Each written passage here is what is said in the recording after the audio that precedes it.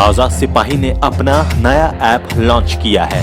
आप उसे play store पर जाकर आजाद सिपाही टाइप कर उसे इंस्टॉल कर सकते हैं। इस बार इतिहास बनाने की कगार पर है चतरा। लगातार 2 बार नहीं जीत सकी है कोई भी पार्टी। भाजपा और कांग्रेस के लिए है इतिहास बनाने का मौका। नमस्कार, आजाद सिपाही के खबर विशेष में आपका स्वागत है। मैं हूं राहुल सिंह। चतरा का नाम सुनते ही नक्सलियों के गढ़ और अफीम की खेती की छवि मन में उभरती है। झारखंड का यह एकमात्र संसदीय क्षेत्र है जहां से 95% मतदान केंद्र अति संवेदनशील माने गए हैं, क्योंकि यह मतदान केंद्र घंघोर नक्सल प्रभावित इलाकों में है। इससे पता चलता है कि चतरा में स्वतंत्र और निष्पक्ष चुनाव कराना कितना कठिन है। प्रशासनिक कठिनाइयों के साथ यहाँ चुनाव लड़ना भी दुर्रूह माना जाता है। संभवतः यही कारण है कि चतरा संसदीय क्षेत्र में हर बार विजेता दल बदल जाता है। इस क्षेत्र के चुनाव परिणाम के बारे में एक रोचक तथ्य यह है कि यहाँ पिछले 3 चुनावों में विजेता दल तो बदले, लेकिन उप विजेता हमेशा कांग्रेस ही रही। इस नजरिए से इस बार चतरा में चाहे भाजपा जीते या कांग्रेस, इतिहास तो बनेगा ही। दोनों ही पार्टियों के लिए यह इतिहास बनाने का मौका है। अब तक यहां से भाजपा उम्मीदवार की घोषणा नहीं की गई है, जबकि विपक्ष की ओर से कांग्रेस और राजद में रस्साकशी जारी है। इस सीट से महागठबंधन का कौन सा घटक दल लड़ेगा यह अब तक तय नहीं है। राजद इस सीट से दावा ठोक रहा है और उनके उम्मीदवार बालू व्यवसायी सुभाष यादव लगातार कैंप कर रहे हैं। चुनाव अभियान भी उन्होंने तेज कर दिया है, लेकिन झारखंड में महागठबंधन का नेतृत्व कर रही कांग्रेस यहां से चुनाव लड़ने के मूड में है।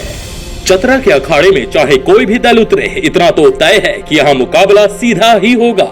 चतरा संसदीय क्षेत्र के रोचक इतिहास और यहाँ के चुनावी मुद्दों की पड़ताल करती आजाद सिपाही पॉलिटिकल ब्यूरो की खास रिपोर्ट। चतरा झारखंड का वह जिला है जिसे एकीकृत बिहार के समय सबसे पहले नक्सलियों ने स्वतंत्र घोषित किया था और यहाँ अपना शासन स्थापित करने का दावा किया था। करीब 3 दशक पहले की वह घटना आज भी लोगों के मन में ताजा है, जब जिले में अक्सर नक्सली जन अदालत में किसी को सजा दिए जाने की खबरें आती थी। बिहार के गया जिले से सटे इस जिले में जितना कठिन चुनाव कराना है, उतना ही कठिन चुनाव लड़ना भी है। चतरा संसदीय क्षेत्र के मतदाताओं के बारे में कहा जाता है कि वह किसी स्थानीय नेता को अपना सांसद नहीं चुनते हैं। कभी वे धीरेन्द्र अग्रवाल को गले लगाते हैं तो कभी इंदर सिंह नामधारी सरीखे उम्मीदवार को। इस क्षेत्र में लगभग हर चुनाव में नक्सलियों के वोट बहिष्कार का आह्वान होता है और उस पर कुछ हद तक अमल भी होता है। लेकिन पिछले 5 साल में चतरा इलाके से नक्सलियों का लगभग सफाया हो गया है, इसलिए इस बार की चुनावी परिदृश्य थोड़ा बदला नजर आ रहा है। गरीबी और बेरोजगारी के साथ उद्योग विहीन चतरा की यह विडंबना रही है कि यहाँ कभी किसी सांसद ने इन मुद्दों पर ध्यान ही नहीं दिया। साल 2000 में अलग झारखंड राज्य बनने के बाद अब तक हुए 3 संसदीय चुनावों में हर बार चतरा ने अलग अलग दलों के उम्मीदवारों को लोकसभा में भेजा, लेकिन कभी किसी ने इस क्षेत्र के औद्योगिक विकास के लिए लंबी लकीर नहीं खींची। सच्चाई तो यह है कि एक समय इस इलाके में उद्योग की बाढ़ आती दिख रही थी, लेकिन समय के थपेड़ों में इन उद्योगों ने दम तोड़ दिया और हजारों हजार कामगार बेरोजगार हो गए। सैकड़ों किसान की जमीन चली गई। चतरा के साथ एक और रिकॉर्ड है कि यहाँ से चुने जाने वाले सांसद तो बदलते रहे, लेकिन पिछले 3 चुनावों में दूसरे स्थान पर रहे उम्मीदवार और प्रत्याशी एक ही रहे।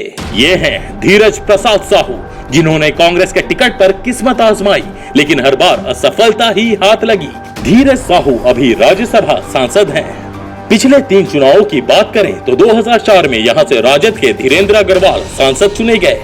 इसके बाद 2009 में निर्दलीय प्रत्याशी के तौर पर मैदान में उतरे इंदर सिंह नामधारी ने जीत हासिल की। उन्हें भाजपा का समर्थन मिला। पिछले चुनाव में भाजपा ने सुनील कुमार सिंह को चतरा के अखाड़े में उतारा और उन्होंने करीब 2.25 लाख मतों के अंतर से कांग्रेस के धीरज साहू को हरा दिया। धीरेन्द्र अग्रवाल गया के मूल निवासी थे तो नामधारी पलामू के प्रमंडलीय मुख्यालय डाल्टनगंज के। सुनील सिंह भी मूल रूप से बिहार के औरंगाबाद के मूल निवासी हैं, लेकिन लंबे समय से वे झारखंड की राजधानी रांची में रहते हैं। यानी चतरा के मतदाताओं ने अतिथि उम्मीदवारों को ही अपना सांसद चुना। ऐसा नहीं है कि इन 3 चुनावों में कोई स्थानीय प्रत्याशी मैदान में नहीं था। पिछले चुनाव में झाविमो ने नीलम देवी को मैदान में उतारा था जो स्थानीय हैं, उन्हें महज 1,04,000 वोट ही मिल सके, जबकि सुनील सिंह ने 2,95,000 और धीरज साहू ने 1,17,000 मत हासिल किए थे। चतरा संसदीय क्षेत्र का इतिहास बताता है कि 1957 से अब तक केवल 3 लोग ही ऐसे हुए जो लगातार 2 या 2 से अधिक बार यहां से जीत हासिल कर सके। विजया राजे ने 1957, 1962 और 1967 में यहां से जीत हासिल की। हालांकि हर बार उन्होंने पार्टियां बदली। इसके बाद 1989 और 1991 में उपेंद्र नाथ वर्मा लगातार 2 बार चतरा से चुने गए। दोनों ही बार वह जनता दल के टिकट पर लड़े। साल 1996 और 1998 में धीरेन्द्र अग्रवाल लगातार 2 बार चुने गए। इसके अलावा हर बार चतरा ने या तो नए दल को मौका दिया या नए प्रत्याशी को। 3 जिलों में फैले चतरा संसदीय क्षेत्र में 5 विधानसभा क्षेत्र शामिल है। इनमें चतरा और सिमरिया चतरा जिले में है, जबकि लातेहार और मनिका लातेहार जिले में और पांकी पलामू जिले में। अभी इनमें से चतरा, सिमरिया और मनिका सीट भाजपा के पास है, जबकि लातेहार झाविमो के और पांकी कांग्रेस के कब्जे में है। पिछले विधानसभा चुनाव में सिमरिया के गणेश गंजू झाविमो के टिकट पर जीते थे, लेकिन बाद में वह भाजपा में शामिल हो गए थे। करीब 13,68,000 मतदाता वाले चतरा संसदीय क्षेत्र के 95% बूथ अति संवेदनशील की श्रेणी में रखे गए हैं। पिछले चुनाव में नक्सली हिंसा की कोई वारदात नहीं हुई थी और वह पहला अवसर था जब यहां नक्सलियों के वोट बहिष्कार के आह्वान के बावजूद जमकर मतदान हुआ था। चतरा संसदीय क्षेत्र में साव, यादव, हरिजन और मुस्लिम मतदाताओं की संख्या अधिक है। इस लिहाज से देखा जाए तो चतरा में इन जातियों का ही सांसद चुना जाना चाहिए, लेकिन यह भी विडंबना ही है कि चतरा का सांसद इन जातियों में से कोई भी नहीं रहा। अब जबकि लोकसभा चुनाव का बिगुल बज चुका है और चुनावी आपाधापी चरम पर है, यह देखना होगा कि क्या चतरा के मतदाता इस बार इतिहास बनाएंगे या फिर भाजपा और कांग्रेस में से किसी एक को इतिहास कायम करने का अवसर देंगे। आज के आजाद सिपाही के खबर विशेष में बस इतना ही। देश विदेश की तमाम बड़ी खबरों के लिए आप पढ़ते रहिए अपना लोकप्रिय दैनिक अखबार आजाद सिपाही। और हाँ, आप हमारे इस YouTube चैनल को सब्सक्राइब करना ना भूलें। जुड़े रहिए आजाद सिपाही के साथ। धन्यवाद।